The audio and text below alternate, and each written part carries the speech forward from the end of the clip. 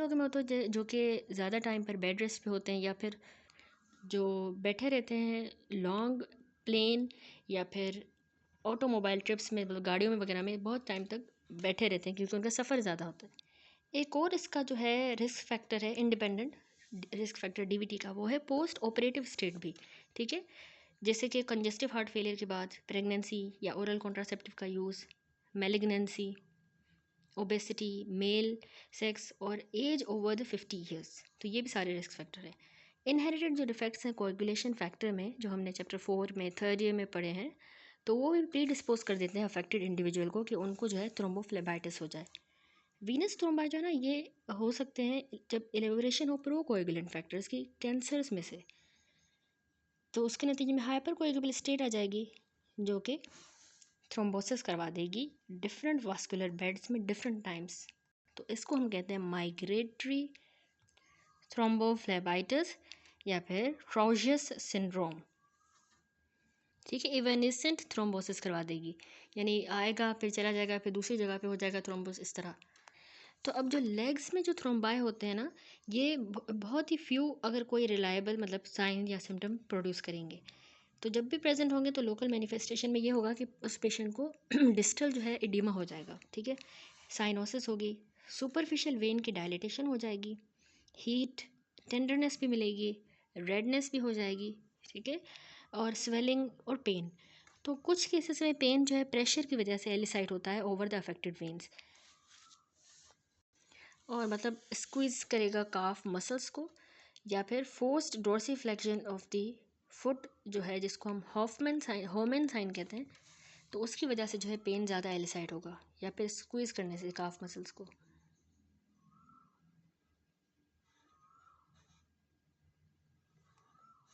या फिर मतलब अफेक्टेड वेन पर जब प्रेशर पड़े।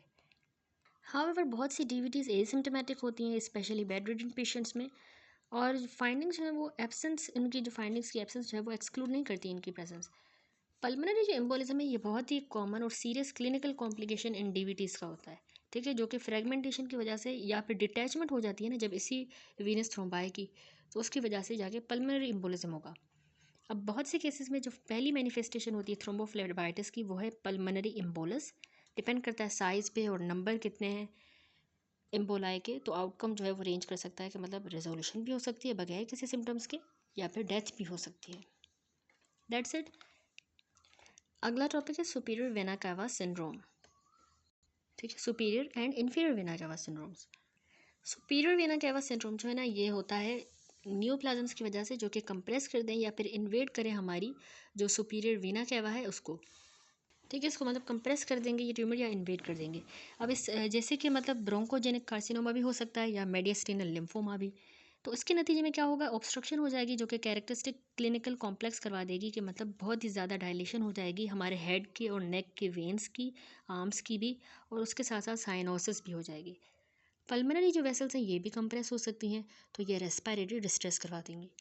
अब जो इन्फीरियर वेना कैवा सिंड्रोम है, अब ये जो इन्फीरियर वेना कैवा सिंड्रोम है, ये जो है ना कॉज हो सकता है किसी न्यूप्लाज्म से जो कि कंप्रेस कर देगा या इन्वेड कर देगा इन्फीरियर वेना कैवा को, या थ्रोम्बस की वजह से भी हो सकता है जो कि हेपेटिक, रीनल या लोअर एक्सट्रीमिटीज़ की जो वेन्स हैं वहाँ से वो प्रोपागेट कर रहा है सेफेलिड ऊपर की तरफ। ठीक है, अब सर्टेन न्यूप्लाज्म पार्टिकुलरली जैसे हेपेटोसेलुलर जो कार्सिनोमा होता है ना, और रीनल सेल का कार्सिनोमा, वो स्ट्राइकिंग टेंडेंसी दिखाते हैं कि वो ग्रो करते हैं इस वेन के अंदर, इन्फीरियर वेना कैवा में, और इस तरह के ट्यूमर से ना अल्टीमेटली ऑक्लूड कर देते हैं हमारी इस इन्फीरियर वेना कैवा को। अब ऑब्स्ट्रक्शन हमारी इन्फीरियर वेना कैवा की इंड्यूस कराएगी कि मार्क्ड लोअर एक्सट्रीमिटीज में जो है ना एडिमा हो जाता है।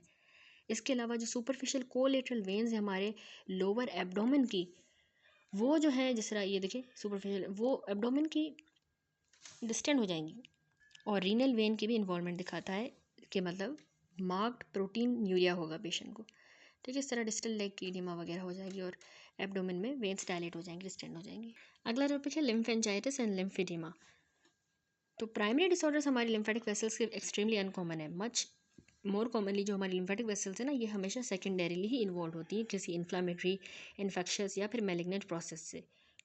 तो सबसे पहले लिम्फेंजाइटिस की बात करें तो ये रेफ़र करता है कि मतलब अक्यूट इन्फ्लामेशन हो जाए जो कि बैक्टीरियल सीडिंग की वजह से हुआ है। हमारी लिम्फेटिक वेसल्स की बैक्टीरियल सीडिंग हो गई है।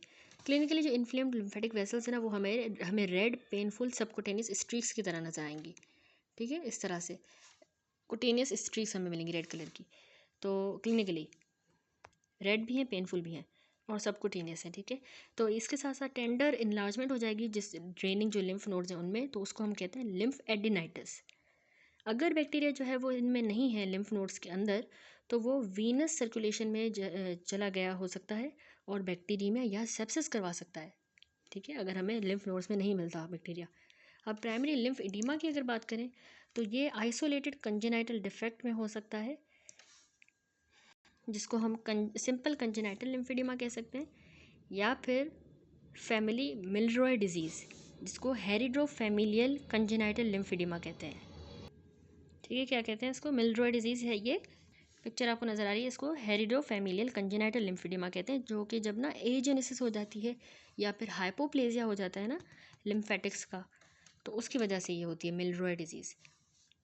तो ऐसे मिलरॉय डिजीज़ या फिर ये फिगर देखें तो ये सिंपल कंजेनाइटल लिम्फेडिमा की फॉर्म में भी हमारे पास प्राइमरी लिम्फेडिमा होता है। तो सेकेंडरी या ऑब्स्ट्रक्टिव जो लिम्फेडिमा है वो स्टेम करता है जब एक्यूमुलेशन हो जाए इंटरस्टिशियल फ्लूइड की behind and obstructed previously normal lymphatic. जैसे कि ऑब्स्ट्रक्शन जो है वो क्यों हो रही है, बहुत से कॉजेज़ की वजह से होती है। ये अब हम सेकेंडरी की बात कर रहे हैं, तो उसकी जो ऑब्स्ट्रक्शन है वो हो सकती है या तो कोई ट्यूमर है जो कि लिम्फेटिक चैनल को इन्वॉल्व कर रहा है या हमारे रीजनल लिम्फ नोड्स को, या फिर सर्जिकल प्रोसीजर से जो है हमारी जो लिम्फेटिक कनेक्शन है ना वो ही कट गए हैं, जैसे एक्सिलरी लिम्फ नोड्स रेडिकल मेस्टेक्टोमी में हो जाता है उनमें।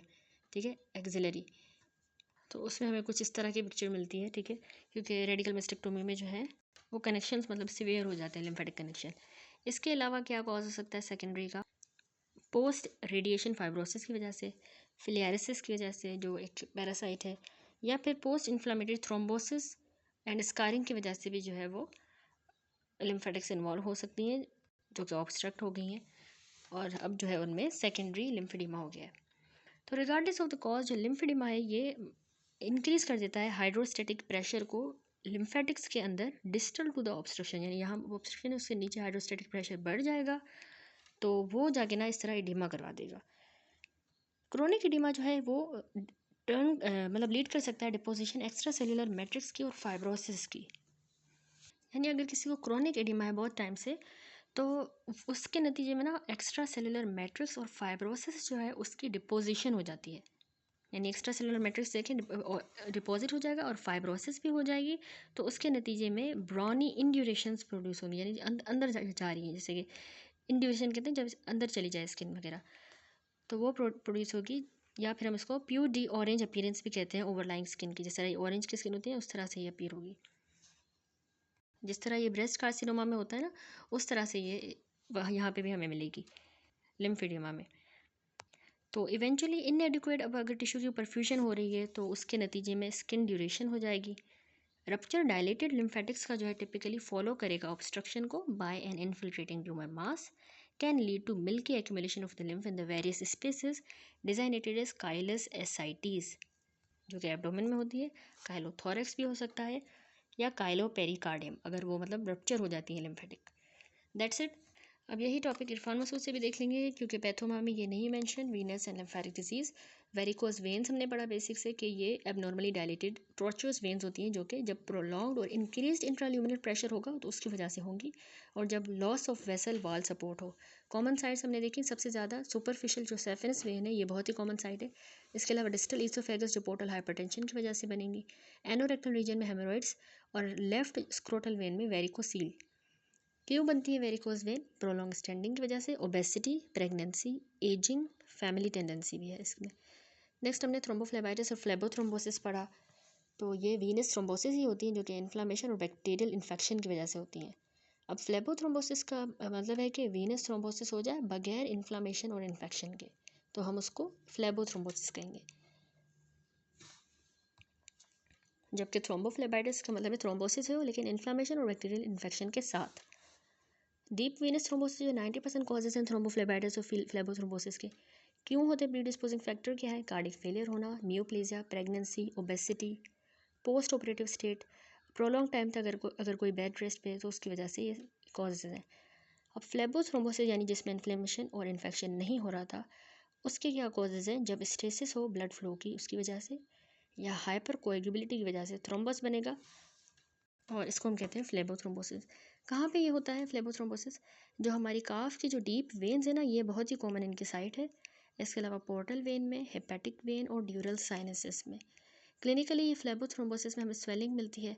याद रखिएगा पिटिंग एडिमा होगी उस थ्रोम्बोसिस से डिस्टल। डोर्सिफ्लेक्शन जब पेशेंट करेगा अपने पैर की तो उसको पेन होगा, या फिर जब उसके काफ की कंप्रेशन होगी तो उसको हम होमेन साइन कहते हैं। ये हमने बेसिक में भी पढ़ा।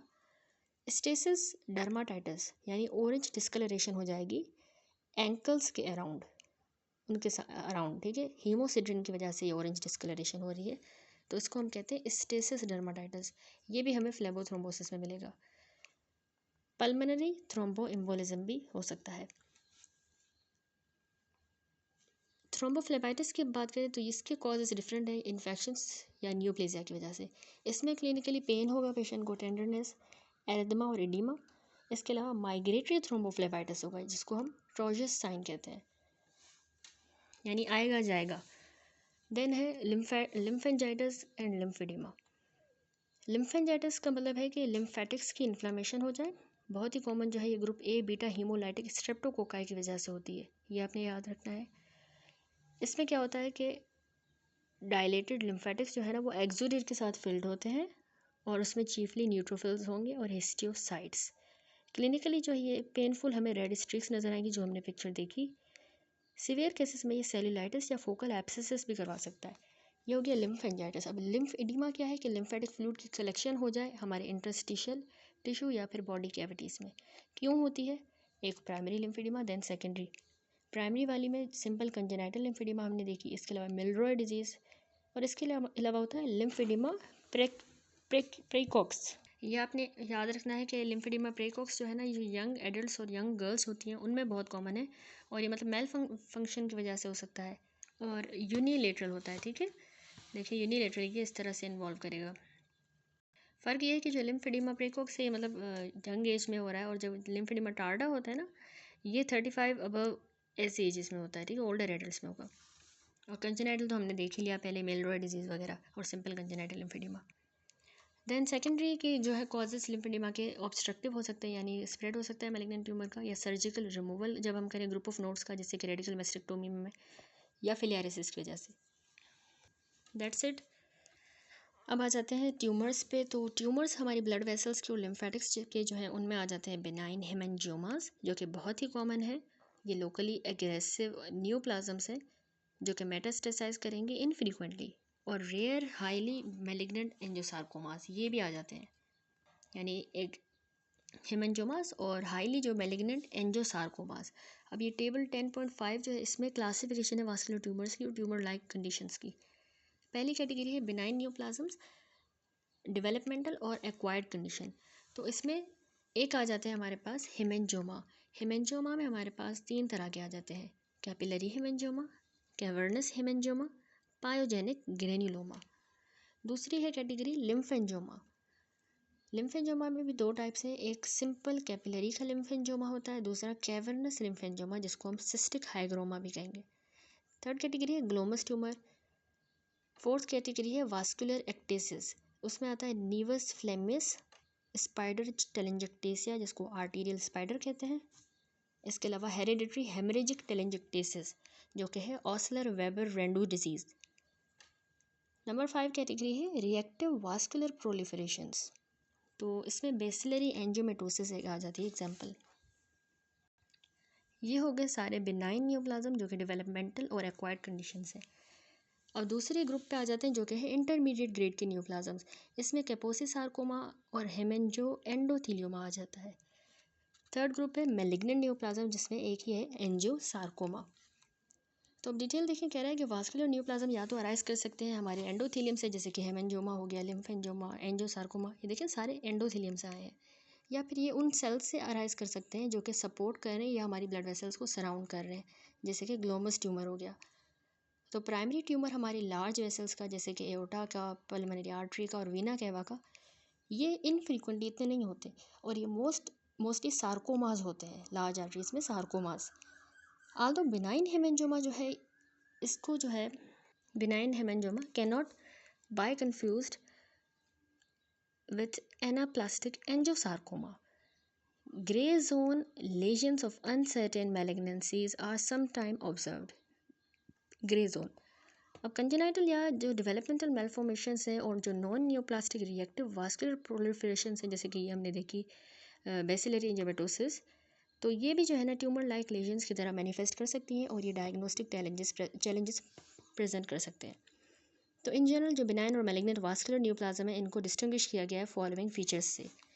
पहले बिनाइन न्यूप्लाज्म्स है जो कि यूजुअली हमारे वास्कुलर चैनल्स के बने होते हैं और उनके अंदर ब्लड के सेल्स भी पाए जाते हैं या लिम्फ जो कि, और ये मतलब बिनाइन ट्यूमर्स जो है ना लाइन हुए हुए होते हैं mono layer of the normal appearing endothelial cells के साथ।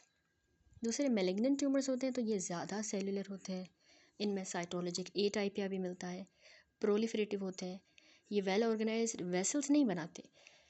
कन्फर्मेशन एंडोथेलियल डेरिवेटिव्स की जैसे कि प्रोलिफरेशंस होना, ये जो है इनके कन्फर्मेशन के लिए हमें कुछ इम्यूनोहिस्टोकेमिकल डिटेक्शन के लिए एंडोथेलियल स्पेसिफिक मार्कर्स चाहिए होते हैं। सबसे पहले डिटेल पे चलते हैं बिनाइन ट्यूमर्स पे और ट्यूमर लाइक कंडीशंस पे। टेबल में भी पहले आप देख लें, तो जो हम डिस्कस करने वाले हैं सबसे पहला वो ये है वास्कुलर एक्टेसियाज। इसमें तीन हमने कहे, नीवस फ्लेमियस, स्पाइरल टेलेंजेक्टेसिया और हेरिडिटरी हेमरेजिक टेलेंजेक्टेसिस, ये तीनों हम इसमें देखेंगे। तो वास्कुलर एक्टेसियाज जो है, इसमें एक्टेसिया जो है ये जेनेरिक टर्म होती है किसी भी लोकल डायलेशन के लिए, किसी स्ट्रक्चर की मतलब लोकल डायलेशन हो जाए तो उसको हम एक्टेसिया कहेंगे। जबकि टेलेंजेक्टेसिया हम डिस्क्राइब करते हैं कि परमानेंट जब डायलेशन हो जाए ना किसी प्री एग्जिस्टिंग स्मॉल वेसल्स की, जैसे हमारी कैपिलरीज, वेन्यूल्स की और आर्टीरियोल्स की, परमानेंटली डायलेशन हो जाए, यूजुअली ये स्किन में या फिर म्यूकस मेम्ब्रेन्स में होता है, तो ये मतलब और डिस्क्रीट रेड कलर की लीजन बना दे तो उसको हम टेलेंजेक्टेसिया कहते हैं। एक्टेसिया क्या था, लोकल डायलेशन हो जाए किसी स्ट्रक्चर की। अब ये लेशन जो है ना कंजेनाइटल भी हो सकती है या एक्वायर्ड, और ये ट्रू न्यूप्लाज्म्स नहीं होते। सबसे पहला है ये नीवस फ्लेमियस, ठीक है, ये असल में बर्थ मार्क होता है। देखिए ये बहुत ही कॉमन फॉर्म है वास्कुलर एक्टेसिया की, क्योंकि ये लोकल डायलेशन हो रही है किसी स्ट्रक्चर की तो उसको एक्टेसिया कहते हैं ना। तो ये इसकी मतलब वास्कुलर एक्टेसिया की एक कॉमन फॉर्म है नेवस फ्लेमियस। ये लाइट पिंक से लेके डीप पर्पल एक फ्लैट किस्म की लेशन है जो कि हेड या नेक पे होती है और ये डायलेटेड वेसल्स की बनी होती है और ये ना अल्टीमेटली रिग्रेस कर जाता है स्पॉन्टेनियसली। द सो कॉल्ड जो ये पोर्ट वाइन स्टेन है, इसको ये भी कहते हैं, तो ये स्पेशल फॉर्म है नेवस फ्लेमियस की, ठीक है। अब ये इस तरह की जो लेशंस है ना ये ग्रो करती हैं चाइल्डहुड के दौरान, थिकन कर देती हैं स्किन के सरफेस को, मोटा कर देती हैं और ये टाइम के साथ फेड नहीं करेंगी।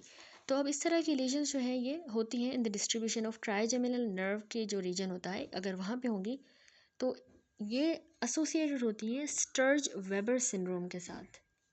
स्टर्ज वेबर सिंड्रोम, ठीक है, जिसको हम इंसेफेलो ट्राइजेमिनल एंजियोमेटोसिस भी कहते हैं। अब ये अनकॉमन कंजेनाइटल असर में डिसऑर्डर है जो कि एसोसिएटेड होता है फेशियल पोर्ट वाइन नेवाई के साथ, जो कि इस तरह का है।